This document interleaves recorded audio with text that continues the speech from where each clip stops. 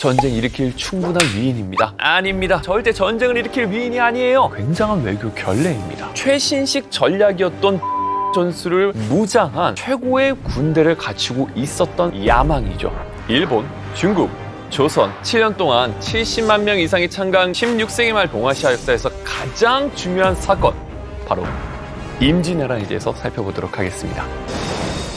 임진왜란을 당시 조선, 일본, 명나라 세 나라의 입장에서 살펴보면 여러분들이 몰랐던 숨겨진 이야기가 있습니다. 그 이야기 전달해 드리도록 하겠습니다. 임진왜란이라고 불리우는 이 전쟁, 다른 나라에서는 어떻게 부르고 있을까요? 일본에서는 당시 일왕의 연호를 따서 분노쿠노 에키, 게이초노 에키, 임진정유운이 해당이 되겠습니다. 그리고 요즘엔 조선 침략이라는 말을 많이 쓰고 있습니다. 중국에서는 임진왜화, 임진년에 왜구들이 화를 일으켰다. 만역, 조선역, 만역제라고 하는 중국 명나라 황제 때 조선에서 일어난 전쟁, 그다음에 항외 원조, 일본 왜구와 대항해가지고 조선을 도와준 사건, 이렇게 부르고 있는 거죠. 서양에서는 히데요시's Invasion of Korea, 도요토미 히데요시의 조선 침략 되겠죠. 우리나라에서는 임진년에 외놈들이 난을 일으켰다라는 뜻이 되겠습니다. 임진왜란 발발 직전에 각 삼국에서는 어떤 상황이었는지를 한번 살펴보도록 할게요. 조선은 임진왜란이 발발하기 전까지 약 200년 동안 큰 전쟁을 치르지 않는 평화로운 상태라고 볼 수가 있습니다. 원래대로라면 철저하게 16세부터 59세까지 군역을 부담했어야 되는데 16세기부터 이것들이 흐지부지 되기 시작을 합니다. 가기 싫죠. 돈으로 다른 사람을 사가지고 보내는 대립. 그 다음은 나중에 아예 그냥 돈 주고 빠집니다. 이런 식으로 군사적으로 있어서 굉장히 좋지 않은 상황이었다 보시면 되겠네요. 중국은 14세기부터 건국됐던 명나라, 16세기 때 만역제 제위기 초창기는 철혈제상이라고 불리우는 장거정이 집권하고 있었던 시기예요. 만역제의 스승이었죠. 장거정을 중심으로 세금 제도를 개편해가지고 명나라 재정을 어느 정도 안정화 단계에 올려놓는 데 성공을 했죠. 그런데 장거정이 죽고 난 다음에 급속히 몰락하기 시작을 합니다. 그 과정 속에서 일어났던 게 바로 임진왜란이라 볼 수가 있죠. 일본으로 가볼게요. 일본은 15세기 때부터 시작된 오닌의 난, 당시 무로마치 막부 시기였는데 오닌의 난을 계기로 쇼군의 권위는 뚝 떨어지게 되고 여기저기서 독자적인 세력들이 형성이 되면서 자기 스스로의 하나의 거의 나라처럼 독립을 해버리는 요거를 전국시대, 센코쿠 시대라고 부르게 됩니다.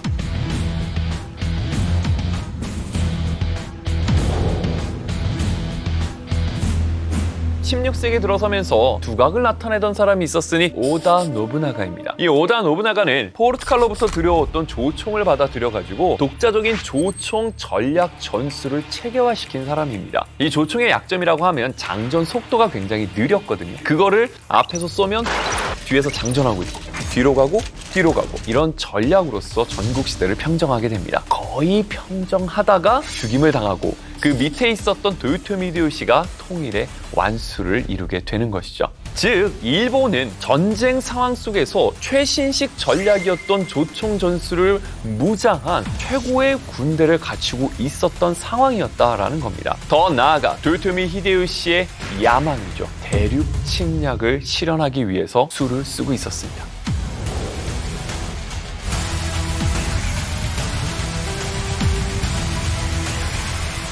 새롭게 대표가 등장했으니 서로 사절단 왕래합시다. 우리나라는 국서와 함께 통신사를 일본에 파견을 했죠. 그런데 도요토미 히데요시가 답서를 써주는데 내가 대명에 들어가는 날 사조를 거느리고 군영에 임한다면 더욱 이웃으로서 맹약을 굳게 할 것이다 라고 쓴 겁니다. 정명향도 명나라를 정벌하러 갈 테니 같이 앞장서라 라는 뜻이 되겠습니다.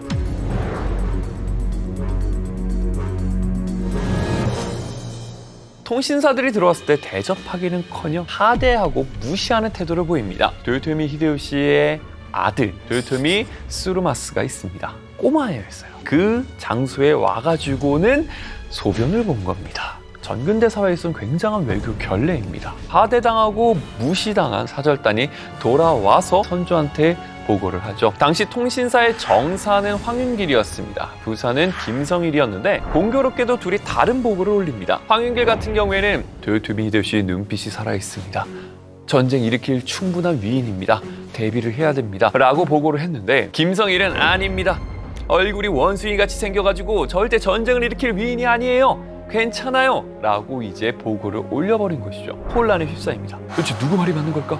근데 당시 조정 대신 관료들은 부사였던 김성일의 보고에 손을 들어 주게 됩니다. 그러다 보니까 우리나라는 임진왜란이 발발했을 때 제대로 대비를 잘 하지 못했던 계기가 되기도 했죠.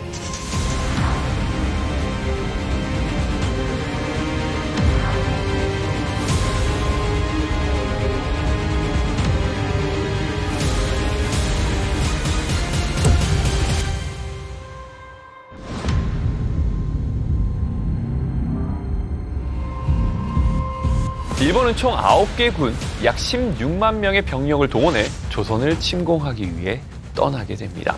그리고 14일 부산진에 도착해서 전투를 벌였죠. 우리나라 정발 중심으로 맞서 싸웠으나 결국 지게 됐고요. 그 바로 다음 날 동래성까지 왔습니다. 당시 동래부사 송상현이 정말 목숨 걸고 맞서 싸웠으나 결국 역부족이었습니다. 이런 식으로 전쟁 초창기 때 효과적으로 대응하지 못하자 파죽지세로 일본군은 올라오기 시작을 합니다. 상주 지역 1차 방어선을 뚫고 2차 방어선 충주 지역 신립장군의 탄금대 전투, 정말 말 그대로 배수의 진을 쳤죠. 그러나 결국 뚫리게 됩니다. 상주에서 패배하고 충주에서 패배했다라는 보고가 선조에게 들어오자 선조는 평양 거쳐 의주까지 피란을 떠나게 됩니다. 만일의 사태에 대비해서 광해군을 대자로 책봉하게 됩니다. 그와 동시에 명나라한테 지원병 파병을 요청하게 됩니다. 명나라는 이 소식을 듣게 되자 빠르게 지원병을 파병을 합니다. 명나라 지원군은 1592년 6월에 파병되기 시작해서 요동 지역에 있었던 부대들이 1차적으로 의주 지역에 들어오게 됩니다. 이때 들어왔던 명나라 군대 중 대표 중 하나가 조승훈이라는 장군입니다. 명나라 군대만 있는 것이 아니라 우리 조선 군대도 같이 조명연합군을 구성해서 싸우게 되죠. 바로 1592년 7월 17일 평양 전투가 벌어지게 되죠. 조승훈이 얘기합니다. 삼국인 명과 그대 나라는 입술과 이해관계 같으므로 위급한 일이 있으면 마땅히 도와야 한다. 그러자 우리나라 유성룡과 김명원은 옆에서 조언을 합니다. 지금 현재 비가 와가지고 길이 미끄러우니 급하게 공격해서는 안 될 것입니다. 좀 신중하는 것이 좋습니다. 라고 충고했지만 이를 무시하고 평양성을 공격하게 되죠. 그러다 조승훈의 군대는 크게 지게 됩니다. 그리고 조승훈 군대는 이 패전을 조선군한테 책임을 돌리게 돼요. 아니 우리가 이렇게 앞에 나와서 싸우는데 너희들은 싸우지도 않고 뭐 하는 것이야? 이 너네 때문에 진 거 아니야? 아까 조승훈이 그랬잖아요. 입술과 이해관계 같으므로 위급한 일이 있으면 마땅히 도와야 한다. 그래놓고 진 다음에는 이제 조선 때문이야. 이렇게 이제 핑계를 대는 모습도 보이게 됩니다.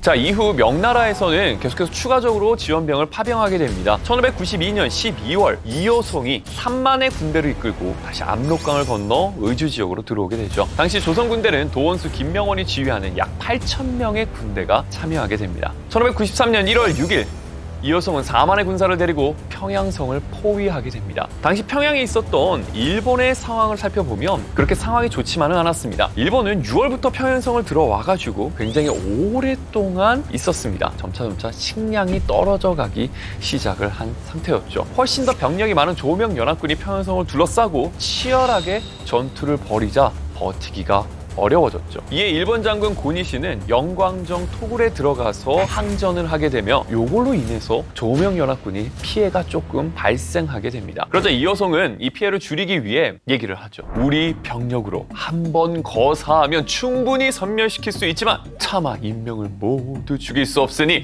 우선 물러나 너희 살 길을 열어주려고 한다. 속히 여러 장수들을 거느리고 문을 열고 나와 나의 분부를 듣도록 하라.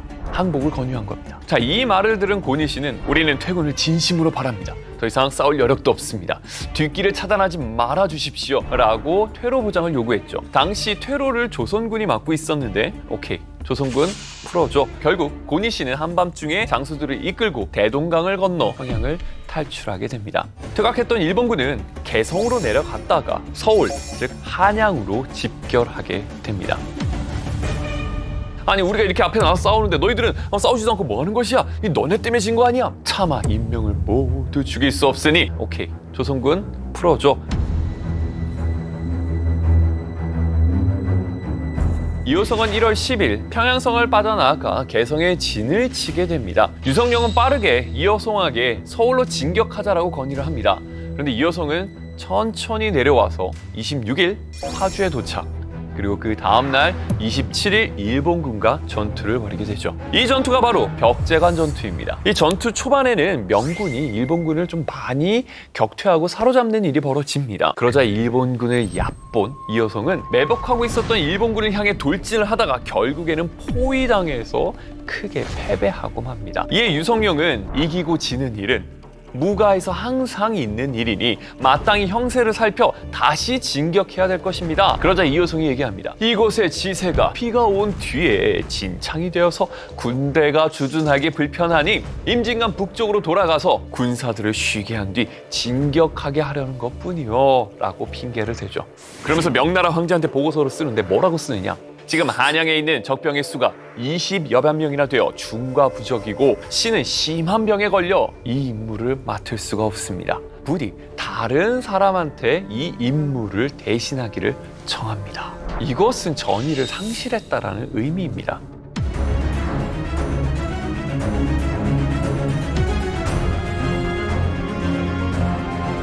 자, 이 벽제관 전투 이후에 권율 장군의 행주대첩, 행주산성에서 일어난 이 행주대첩을 치른 뒤 이제는 전세가 완전히 바뀌게 됩니다. 일본군을 몰아낸 평양성 전투, 그 뒤에 있었던 벽제관 전투에서의 뼈아픈 패배, 그리고 시간이 없는 일본군. 과연 전쟁은 이대로 마무리가 될 것인지. 그러나 단 한순간의 잘못된 판단으로 인해 벌어진 거짓말. 이 거짓말로 인해 전쟁은 더 큰 소용돌이에 휩싸이게 되는데요. 과연 이 거짓말은 무엇일까요? 조명연합군이 함께 힘을 합쳐서 일본을 무찔렀던 대표적인 전투, 평양성 전투가 있죠. 이로 인해서 임진왜란은 전세가 뒤바뀌는 계기를 마련하게 됩니다. 파죽지세로 이 기세를 몰아서 서울 진격하고 더 내려가고 싶은 것이 바로 우리의 마음이었지만 명군은 별로 그렇게 생각하지 않았던 것 같아요. 조명연합군이 평양성을 점령하고 벽제관 전투에서 패배를 하자 전쟁은 교착 상태에 들어가게 됩니다. 일본은 후방이 불안해지자 더 이상 앞으로 진격할 수는 없고 조선은 일본군을 다 몰아낼 만큼 병력이 강하지는 못했습니다. 여기에 명나라는 일본과 협상을 통해서 어느 정도 전쟁을 마무리 지어 보려는 생각을 하면서 전쟁은 잠시 교착 상태에 빠져들어가게 되는 것이죠.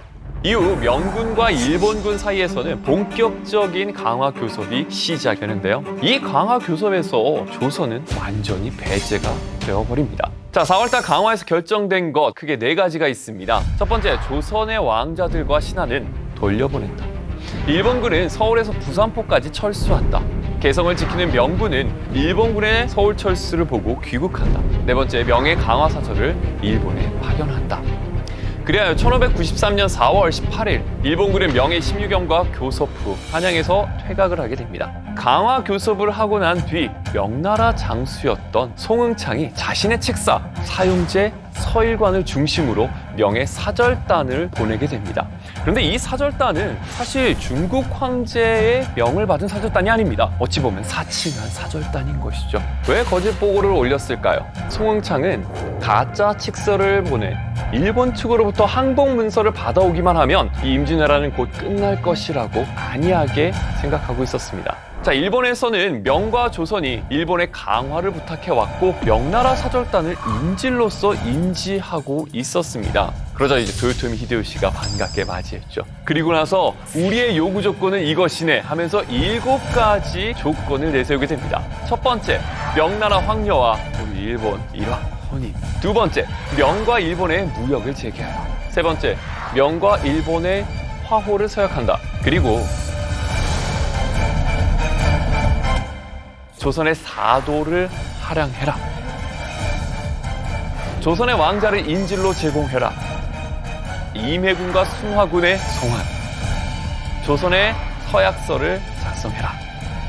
이런 식으로 7가지 요구 조건을 내세우게 됩니다. 자, 이런 상황 속에서 6월 후반 고니시는 심유겸과 계획을 해가지고 고니시의 가신을 항복 사절단으로 내세워 명나라에 파견하게 됩니다. 역시나 일본 왕이라든가 도요토미 히데요시의 명령을 받지 않은 가짜 사절단이었습니다. 명과 일본의 강화 협상이 성공할 가능성은 애초부터 거의 없었죠. 명은 기본적으로 일본을 책봉만 해주면 대국의 은혜에 그저 감사할 수밖에 없는 오랑캐로 생각하고 있었고요.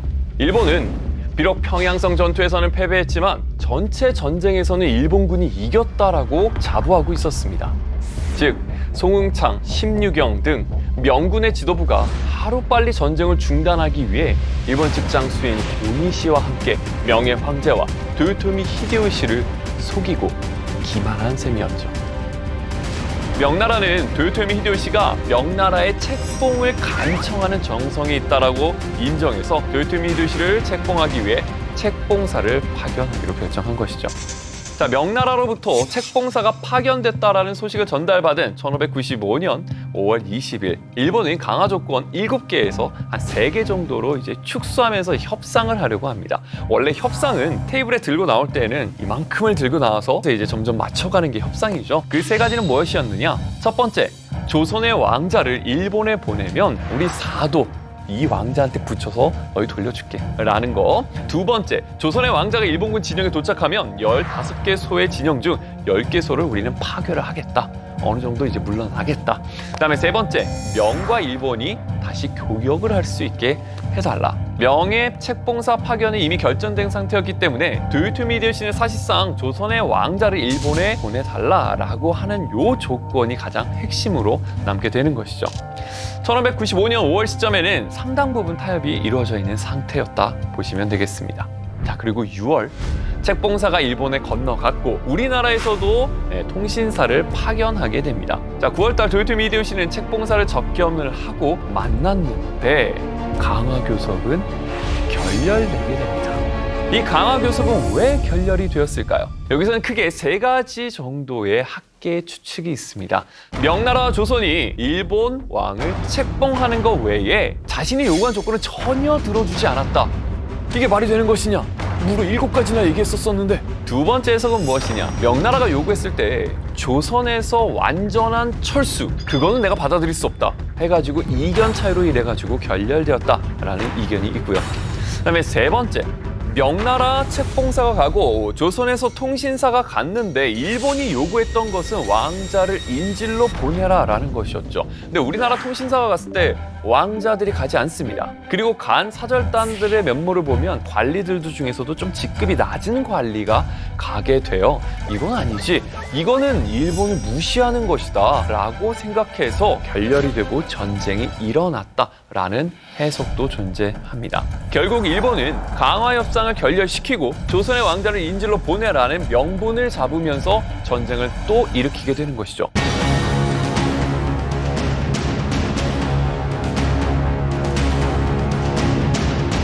그게 바로 1597년에 발생한 정유재란이 되겠습니다.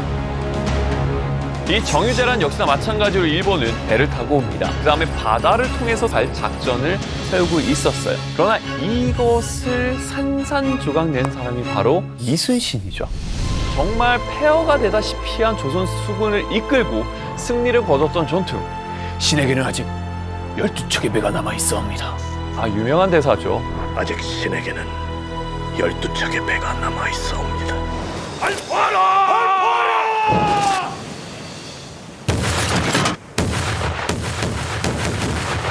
12척의 배로 133척의 일본군을 격파한 대전, 이것이 바로 명량해전이 되겠습니다.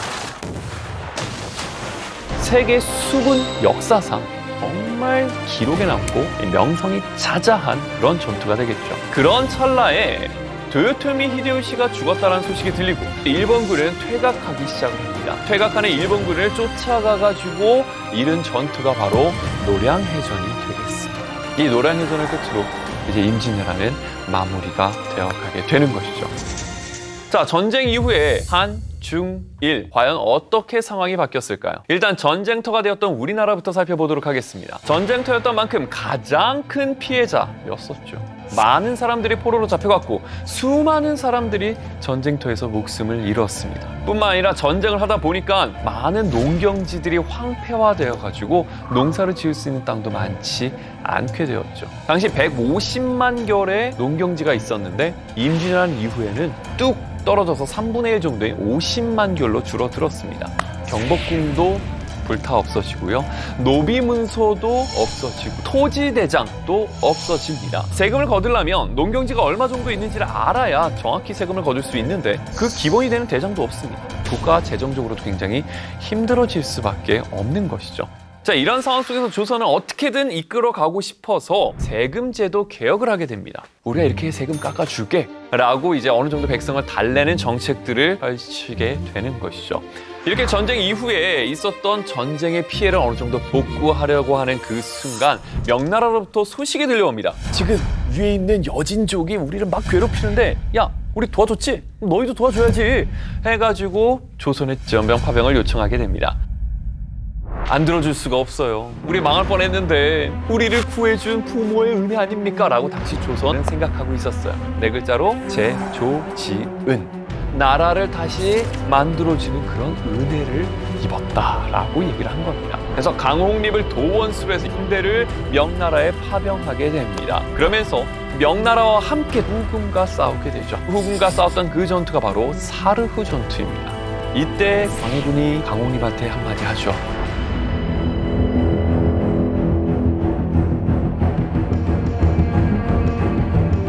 지원병을 보내지만 광해군은 중립 외교 노선을 택하면서 후금과 명나라 사이에 줄다리기를 합니다. 그러자 서인들 중심으로 신하들이 들고 일어납니다. 부모와 같은 명나라한테 그렇게 하는 것은 사람으로서 할 그 도리가 아니다. 라고 해서 광해군을 쫓아내는데 하나의 명분으로서 작용하게 됩니다. 그리고 광해군은 폐위되고 인조 반정으로서 인조가 즉위하게 되죠. 이것은 누구를 자극하는 걸까요? 후금을 자극하는 거죠. 그래서 후금이 쳐들어오는 단초를 제공해주기도 합니다. 다음은 중국으로 넘어가 보도록 할게요. 명나라, 만역제. 조선에서 막지 않으면 더 피해가 클 것이다 해가지고 지원병을 파병해서 조명연합군을 구성했죠. 그런데 엄청난 돈을 쏟아 부었습니다. 명나라에서 임진왜란과 정유재란에서 사용한 비용을 합치면 약 은 1천만 양으로 추정이 됩니다. 이거는 어마어마한 양입니다. 이것을 다시 충당하기 위해서 세금을 거둘 수밖에 없죠. 그래서 세금을 증세시켜가지고 마구마구 걷어들이게 되고 또 군대로서도 징집하게 되고 이런 식으로 들어가니 백성들의 불만은 점점 올라갈 수밖에 없습니다. 그러다 보니 농민 반란이 일어나고요. 외부적으로서는 여진족이 성장했어요. 정말 임진왜란 때 홀로 무럭무럭 성장했습니다. 여진족 중에서도 만주 지역에 살고 있었던 누르하치가 이 많은 부족들을 통합하게 됩니다. 그래서 만주족이라고도 부르죠. 이들이 1616년 강성한 나라를 하나 세우니 그게 바로 후금이 되겠습니다. 후금은 결국 강력한 무력을 통해 명나라를 압박했고 명나라는 밖에서는 후금, 안쪽에서는 농민봉기, 이것으로 인해 결국에는 1644년 이자성해난으로 무너지게 된 것이죠. 이제는 일본으로 들어가 보도록 하겠습니다. 일본은 무리한 전쟁을 오래 끌어서 국민들은 이미 생활이 좀 피폐해져 있었었죠. 침략군 중 기아를 못 이겨 조선에 투항하는 사람도 굉장히 좀 많았습니다. 일본 국내에 세력들도 많이 약화되고 있었죠. 그때 새롭게 성장한 세력이 있었으니 그게 바로 도쿠가와 이에야스였습니다. 이 도쿠가와 이에야스는 도요토미 히데요시가 죽고 난 뒤에 남아있었던 세력과 전투를 붙게 되죠. 여기서 도쿠가와 이에야스가 이끄는 군대가 승리를 거두며 새롭게 막부가 구성이 되죠.